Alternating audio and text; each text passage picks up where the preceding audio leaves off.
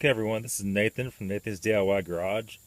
Today we're talking about snap lock or snap fit radiator hoses. These are found on BMW Mercedes, Audi, Volkswagen, pretty much most of the newer German made cars. Okay, so this is probably one of the most common problems I see. The vehicles get from shops.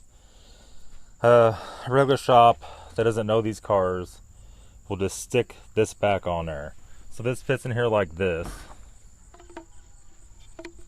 and locks in there like so.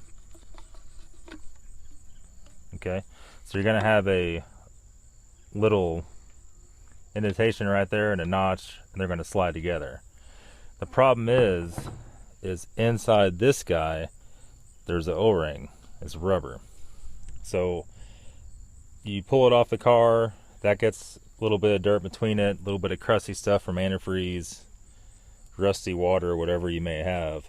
Any little speck is going to make this drip. So what's been going on quite a bit is that seals against here. If it gets any dirt, it'll drip. So once it drips, if you don't check your coolant all the time, it's going to drip until, well, you know the story. It's going to overheat and melt down your motor. This is probably the most common deal. Obviously on the BMWs, will be the water pump or thermostat failure also. So what we're going to do today, we're going to go ahead and get this cleaned up. I'm going to show you how that's done. So the first thing I like to do is try to get the water out of the hose. Obviously when you take it off on the car, you're going to have water in here. I tilt it down, try to get it dried out. We're going to take a microfiber or a shop towel, and we're going to dry out the O-ring part, get it nice and clean. Before you install, this clip needs to go back down, just like that. You can see right in here, the clip sticks inside.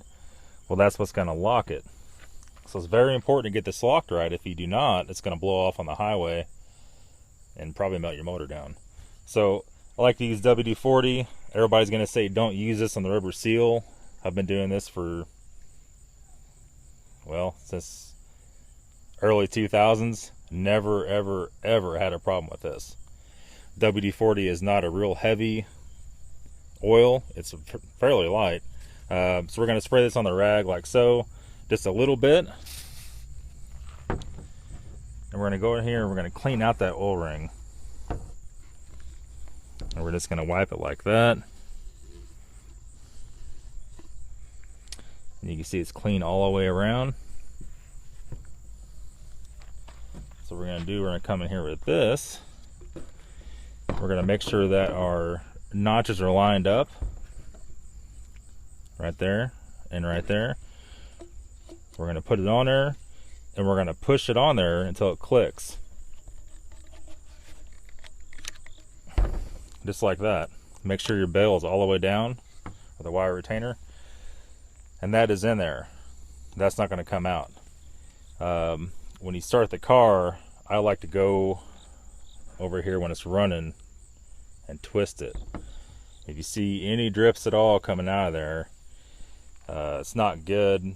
Sometimes this part of the hose gets warped from the heat and gets ovaled. If it does that, it's going to drip, or it won't drip until you barely touch it and it'll start dripping. That's exactly what you don't want. Okay, there is one more thing I didn't tell you. I thought I'd better go ahead and mention it to save some of you guys a headache. This area right here that the O-ring seats against, you also need to clean that too. Don't forget that. If that has anything on it, that'll cause the same issue and cause it to drip and overheat. Okay, one last thing to keep an eye out for. This band, that's the factory band. So that is seamless all the way around. Some of these could have a seam in them.